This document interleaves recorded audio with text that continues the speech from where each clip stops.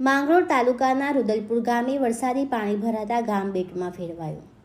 તંત્ર સમક્ષ તાત્કાલિક કાર્યવાહી કરવાની માંગ. માંગરોળ તાલુકાના રુદલપુર ગામમાં એક જ દિવસમાં અંદાજે 26 ઇંચ જેટલો વરસાદ નોંધાતા સમગ્ર ગામ પાણીમાં ગરકાવ થઈ ગયું છે.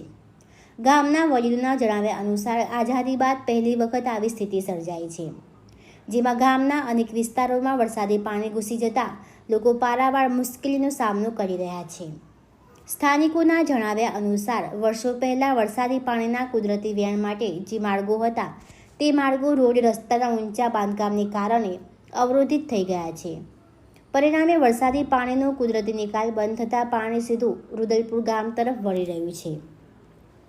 ગામ લોકોના જણાવ્યા અનુસાર ભાટ ગામ, સુલતાનપુર અને સિલોદર ધાર વિસ્તારનું પાણી અગાઉ ભોય વાવની ઘારી મારફતે ગોરેજ ચંદવાણા પાસે આવેલી હોકાળા નદીમાં જતું હતું, પરંતુ ગોરેજ ગામ તરફ જતા માર્ગો 1 થી 2 મીટર જેટલા ઊંચા બની જતા પાણીનો કુદરતી પ્રવાહ અટકી ગયો છે. તેના કારણે સુલતાનપુર બસ સ્ટેન્ડ સહિત 4 થી 5 ગામોના વરસાદી પાણીનો પ્રવાહ રુદલપુર તરફ ફંટાઈ રહ્યો છે. આ સ્થિતિને કારણે ખાસ કરીને ગામના જૂના પ્લોટ વિસ્તારમાં આવેલા અનુસૂચિત જાતિના અનેક પરિવારોના ઘરોમાં પાણી ઘૂસી ગયું છે. જૂના સમયના નીચા પાયા પર બનેલા મકાનોમાં પાણી ભરાઈ જતા રહેવાસીઓ ભારે હાલાકીનો સામનો કરી રહ્યા છે.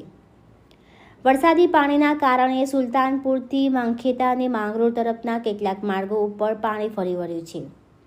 સ્થાનિકોનું માનવું છે કે આ માત્ર કુદરતી આપત્તિ નથી, પરંતુ વિકાસના કામો દરમિયાન વરસાદી પાણીના કુદરતી નિકાલની અવગણના થવાને કારણે સમસ્યા વધારે ગંભીર બની છે.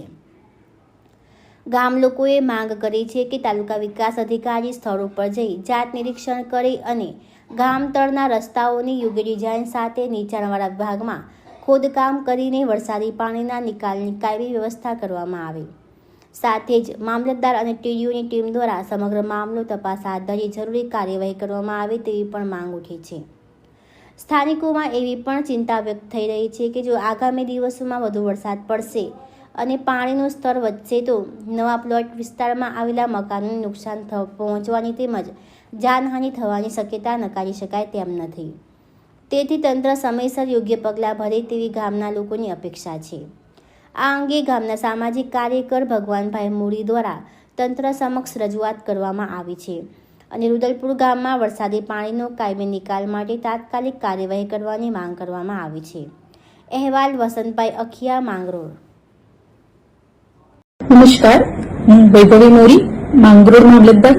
માંગરોળની તમામ જનતાને જણાવવાનું કે માંગરોળ તાલુકામાં આશરે 635 mm જેટલો એટલે કે 25 ઇંચ જેટલો વરસાદ થઈ ચૂકેલો છે. માંગરોળના નીચાણવાળા વિસ્તારો, કોઝવેના વિસ્તારો જેવા કે કામનાથની નળી નદી, લાંગડી નદી કે જ્યાં રગતિયા બાપાનું મંદિર આવેલું છે, આ સિવાય બીજા કોઝવે અને નદીના વિસ્તારો છે ત્યાં પાણી ભરાયેલું હોવાથી ઓવરટોપિંગ થયેલું છે. આ તમામ વિસ્તારો હાલ પૂરતા બંધ કર્યા છે.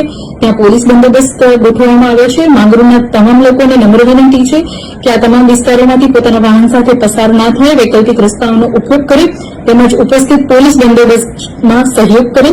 આ સિવાય દરિયાકાંઠાના વિસ્તારમાં માછીમારી સાથે સંકળાયેલા તમામ લોકોને નમ્ર વિનંતી છે કે આ સમયે દરિયો ના ખેડે. આ સિવાય માંગરોળના તમામ લોકો ચાલુ વરસાદે જ્યાં જ્યાં પાણી ભરાયા છે ત્યાંથી બિનજરૂરી પસાર ના થાય.